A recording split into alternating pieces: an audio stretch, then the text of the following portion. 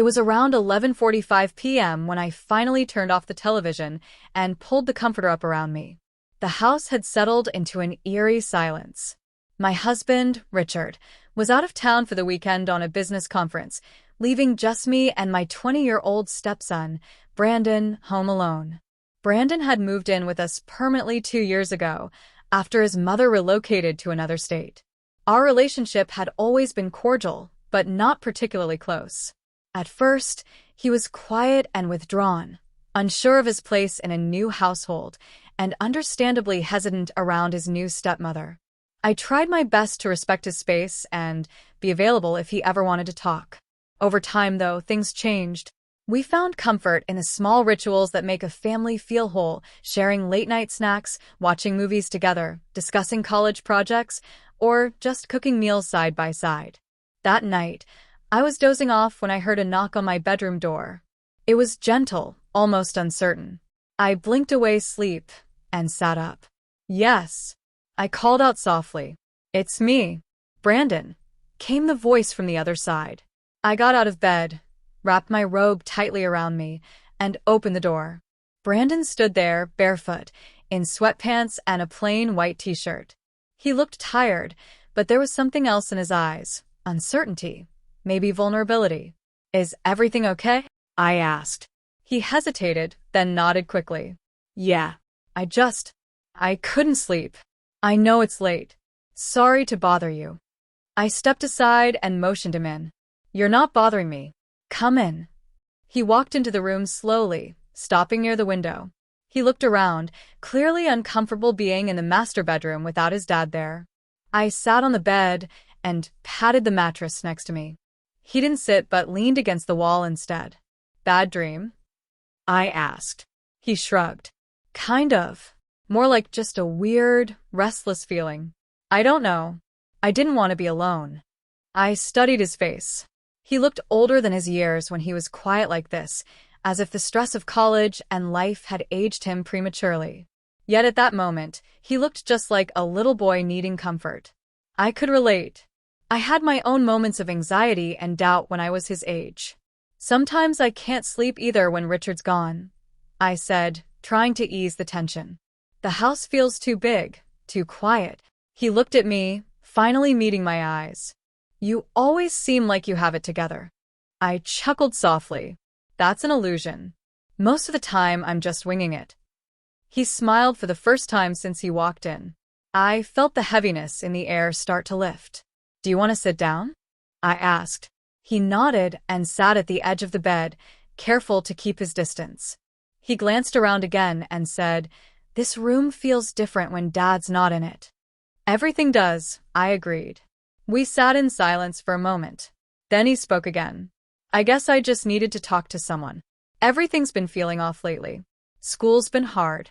I feel disconnected from my friends. And with Dad always working, you're like the only one who actually sees me." I didn't interrupt. I let him talk. "I don't know where I'm going in life," he admitted, rubbing his hands together. "It feels like I'm floating, like I'm just passing through time." "You're not alone in feeling that way," I said gently. "A lot of people feel that way, especially at your age. Even now, sometimes, I wonder if I'm on the right path." He nodded, his eyes watery. "You think it ever gets easier?" "I think it gets different," I replied.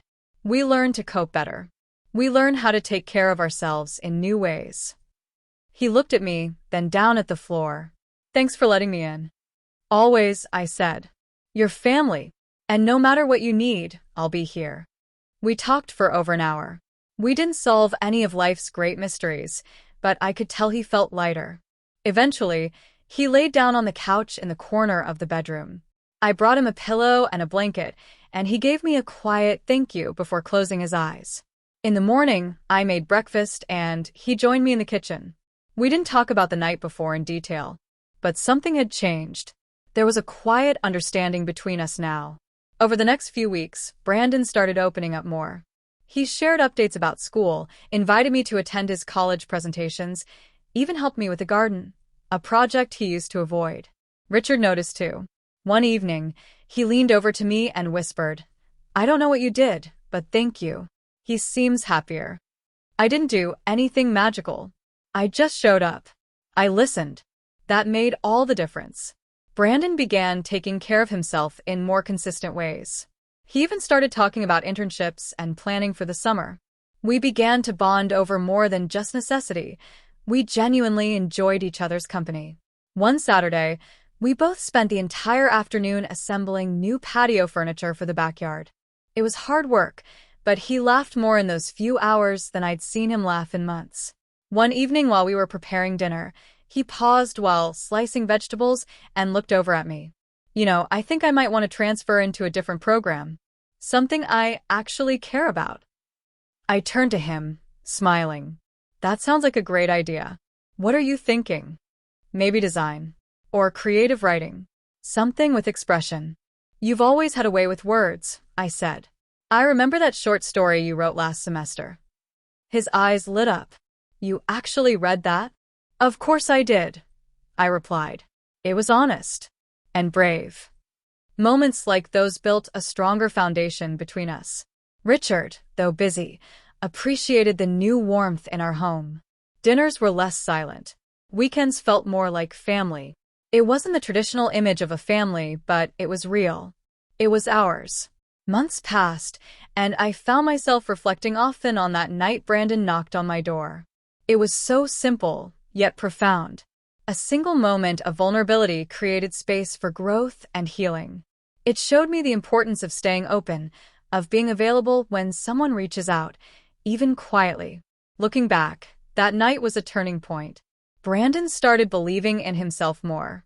I saw it in the way he spoke, how he carried himself, how he made decisions with purpose. And it deepened my understanding of what it means to be a parent figure. Sometimes it means being ready at midnight when someone just needs to be heard. Brandon eventually found his passion. He chose creative writing as his major and started submitting work to campus journals. He earned an internship with a local publishing house and, during his final semester, gave a heartfelt speech at his college's spring showcase. I sat in the audience with Richard, holding back tears. When Brandon locked eyes with me during the applause, I knew he remembered. He remembered that night. That knock. That quiet, fragile bridge we built together. He didn't say it out loud then, but he didn't have to. Some connections speak louder in silence. Some beginnings start with a whisper in the night and grow into a story worth telling.